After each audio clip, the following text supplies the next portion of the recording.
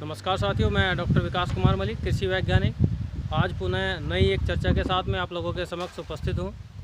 आज हम चर्चा करेंगे शरदकालीन गन्ने की बुआई के ऊपर कि हम दो कूंड के बीच की दूरी कितनी रखें ताकि हमारा गन्ने का उत्पादन, अधिकतम उत्पादन हमें प्राप्त हो सके। और जो शरदकालीन गन्ना होता है उसकी बुआई की कोई सीमा नहीं है कि उसका उत्पादन हम कितना प्राप्त कर लें। उसकी जो क्षमताएँ हैं वो अपार हैं और उसमें हम क्या पैकेज ऑफ प्रैक्टिस अपनाएं कि हमारे गन्ने की लंबाई और मोटाई बेहद ज़्यादा है और अच्छी लंबाई और मोटाई हमें प्राप्त हो।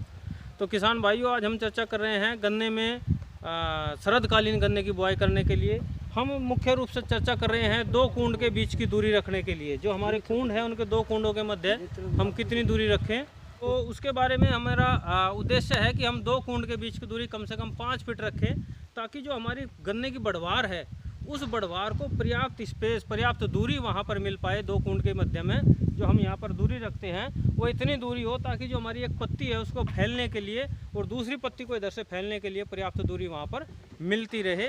ये दूरी बहुत महत्वपूर्ण है। समय अनुसार दूरी परिवर्तन, अब तक हम बात कर रहे हैं केवल एक दूरी परिवर्तन की, लेकिन मेरा मानना कुछ अलग है। मैं समझता हूँ कि यदि हम समय अनुसार दूरी परिवर्तन करें तो हमारे उत्पादन में बेहद अच्छी वृद्धि हो सकती है।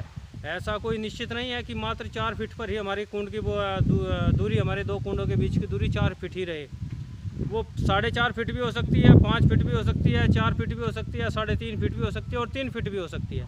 जो हम यहाँ शरदकालीन गन्ने की बुआई की बात कर रहे हैं, इसमें हमें दो कूंड के बीच की दूरी आप देख पा रहे होंगे। दो कूंड के मध्य जो बीच की दूरी है वो कम से कम 5 फीट या 4.5 फीट तो मिनिमम से मिनिमम होनी ही चाहिए ताकि हम जो इसका ऊंचा प्लेटफार्म है इस पर हम सहफसली खेती आसानी से कर सकें। हम इसके ऊपर सरसों की सहफसली आसानी से ले सकते हैं।